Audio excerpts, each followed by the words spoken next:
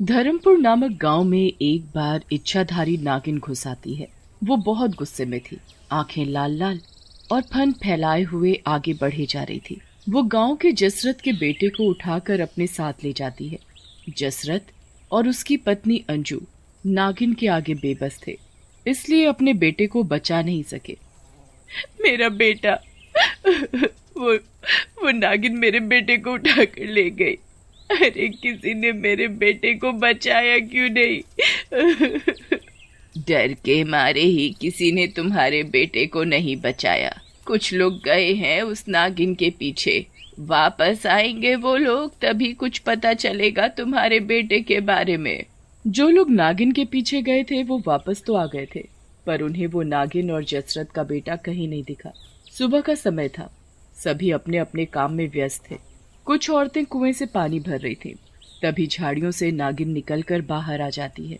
बचाओ बचाओ, ये नागिन फिर से हमारे गांव में आ गई।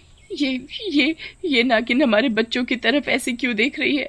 तुम सब मुझे कितना भी मार लो, मुझे कुछ नहीं होने वाला, क्योंकि मैं नागिन हूँ, नागिन, वो भी इच्छाधारी नागिन। पर तुम्हारे बच्चों का क्या? अगर वो एक बार मर गए तो वो मेरी तरह दोबारा जिंदा नहीं हो पाएंगे। इतना बोलकर नागिन सभी बच्चों को उठाकर वहां से तुरंत निकल जाती है। वो मेरी बेटी को उठाकर ले गई, उसे बचा लो कोई। मुनिया के बापू, मेरी बेटी को बचा लो, उसे वापस ले आओ। वो मेरा ना वो नागिन मेरे बेटे को भी उठाकर ले गई है। वो नागिन मेरे बेटे को भी मार देगी। वो नागिन रोज आती है और हमारे गांव के बच्चों को उठाकर ले जाती है। उनका वो क्या करती है किसी को कुछ नहीं पता। पता नहीं वो जिंदा भी है कि नहीं। इस गांव की हर माँ की गोद सूनी होती जा रही है उस नागिन की वजह से। हम कब तक ये सब सहेंगे? हमारे बच्चों से ही हमारी दुनिया है, वो ही नहीं रहेंगे तो हमारे जीने का भी कोई फायदा नहीं। हाँ, ये बिल्कुल सही है। फिर क्या था, गांव वालों ने एक सांप पकड़ने वाले सपेरे को गांव में बुलाया। अच्छा, मुझे पकड़ने के लिए तुम लोगों ने सपेरे को बुलाया है? ये इतना सा सपेरा क्या मुझे पकड़ पाएगा?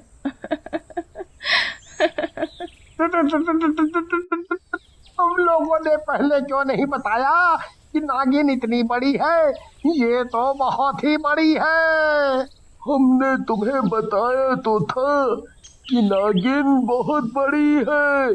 ये वही नागिन है जिसके बारे में हमने तुम्हें बताया था।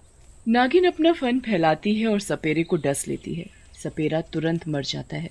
तुम लोग कितने भी बड़े सपेरे को बुला लो, मेरा कोई कुछ नहीं बिगाड़ सकता। और अब मैं जिस काम के लिए आई हूँ वो करके ही जाऊंगी। हमने तुम्हारा क्या बिगाड़ा है जो तुम हमारे बच्चों को उठाकर ले जाती हो? उन मासूम बच्चों की क्या गलती?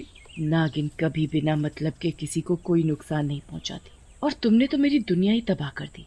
तुम लोगों ने भी मेरे बेटे को मार डाला था, बस मैं उसी का बदला लेने आई हूँ। जैसे मेरी गोद सुनी हुई है, वैसे ही मैं तुम सबकी गोद भी सुनी कर दूंगी। मार डालूंगी सभी बच्चों को। तुम्हारे बेटे को हम क्यों मारेंगे भला? हमने नहीं मारा उसे। तुम्ही ने मारा है। मैंने खुद अपने मन की शक्ति से देखा वो नजारा। एक बार मेरा बेटा इस गांव में घुस आया था। जैसे ही तुम लोगों की नजर उस पर पड़ी तो तुम लोगों ने उसे अपनी लाठियों से मारना शुरू कर दिया। तुम लोगों ने उसे इतना मारा कि उसने तभी अपना दम तोड़ दिया। जब तुम सब वहां से चले गए तब मैं आई थी। वहीं कहीं मेरा बेटा जब तुम सब वहां से चले गए तब मैं आई थी, वहां जहां मेरा बेटा मरा पड़ा था। उसे उठाकर मैं अपने साथ अपनी गुफा में ले गई। उसके बाद मैंने अपने आप से वचन लिया कि मैं तुम सब के बच्चों को मार दूंगी, जैसे तुमने मारा मेरे बच्चे को। नागिन के बेटे को बहुत बड़ी भूल हुई है। अच्छा हुआ मैंने वक्त पर अपनी गर्भवती बहू को बेटे के साथ शहर भेज दिया। तभी दूर से आवाज आती है, निर्मला चाची, ओ निर्मला चाची, तुम्हारा बेटा और बहू गांव में वापस आ गए। और वो अकेले नहीं आए हैं, वो अपने साथ आपके पोते को भी लाए हैं। निर्मला का बेटा कौशल और बहू विधि गांव में वापस तो आ गए थे, पर उन्हें उस नागिन के बारे में कुछ नहीं पता था। क्या बात है, आप सभी एक जगह इकट्ठा क्यों हो? आप सभी कुछ परेशान भी दिख रहे हो। गांव में सब ठीक तो है ना? क्या हुआ माँ, आप किस सोच में खो गई? अपने पोते को गोद में नहीं लेंगी क्या? हम लोग बहुत थक गए हैं सफर में, थोड़ा आराम चाहते हैं। गांव वाले और निर्मला उन्हें कुछ नहीं बताते। निर्मला उन्हें अपने साथ घर ले जाती है। शाम का समय था। निर्मला कुछ सोचते हुए अपने बहू बेटे को खाना परोस रही थी। तभी कौशल पूछने लगता है, माँ, तुम्हें मेरी कसम, बताओ क्या बात है? जरूर कोई बात तो है जो तुम हमें बताना नहीं चाहती। जब से हम गांव में आए हैं, गांव के लोग कुछ बदले बदले से लग रहे हैं। किसी के चेहरे पर कोई हंसी थी ही नहीं, सब गुमसुम से। निर्मला रोने लगती है और बोलती है, बेटा, तुम अभी बहू और अपने बच्चे को लेकर यहाँ से वापस शहर चले जाओ। निर्मला कौशल को नागिन के बारे में सब बता देती है। फिर क्या था, गांव में तभी नागिन घुस आती है। कौशल अपनी पत्नी और बच्चे को अंदर छुपा देता है और एक चादर लेता है। उस चादर को वो इस तरह लपेटता है जैसे सभी को लगे कि उसमें उसका बच्चा हो।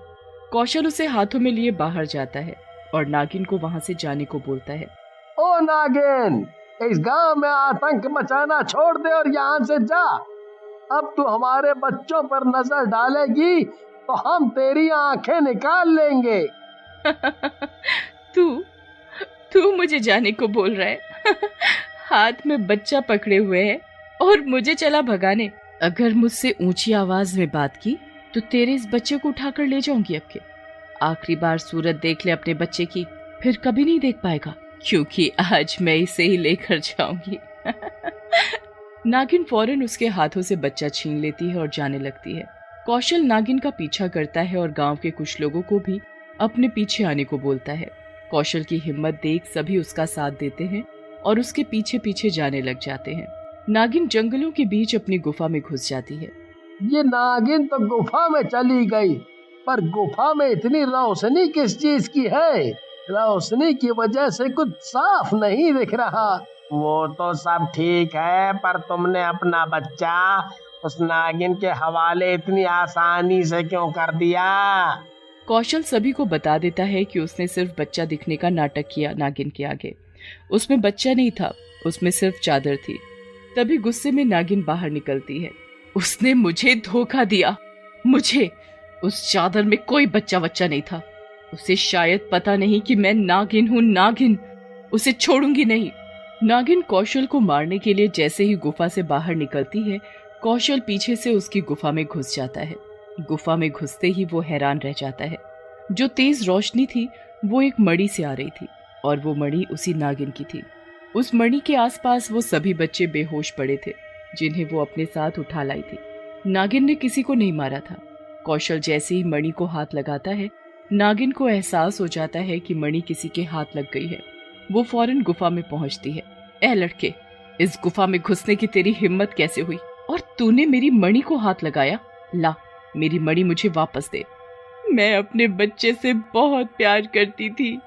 इन सभी बच्चों को मैं अपना बनाना चाहती थी, पर इन सब ने मुझे माँ कहने से मना कर दिया, तो मैंने इन्हें बेहोश कर दिया।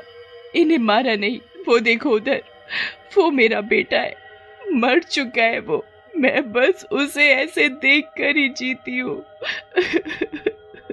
नागिन की बात सुनकर कौशल को उस पर बहुत दया आती है। मेरे एक गुरुजी हैं, मैं उन्हें बहुत मानता हूँ, उनकी पूजा करता हूँ। तुम मेरे साथ चलो गुरुजी के पास, उनके पास तुम्हारी समस्या का हल जरूर होगा। नागिन कौशल के साथ चल देती है। ये भभूत तुम अपने मरे हुए बेटे के ऊपर छिड़क देना। उसकी आत्मा कहीं भी होगी, वो आकर उसमें वापस समा जाएगी और वो जीवित हो उठेगा। गुरुजी की ये बात सुनते ही नागिन की खुशी का कोई ठिकाना ही नहीं था। वो बहुत खुश थी। नागिन और कौशल वापस गुफा में जाते हैं। नागिन जैसे ही भभूत अपने मरे हुए बेटे पर डालती है, वो सच में जीवित हो जाता है। नागिन अपनी शक्तियों से सभी बच्चों को पहले जैसा कर देती है। गांव के लोग अपने बच्चों को सही सलामत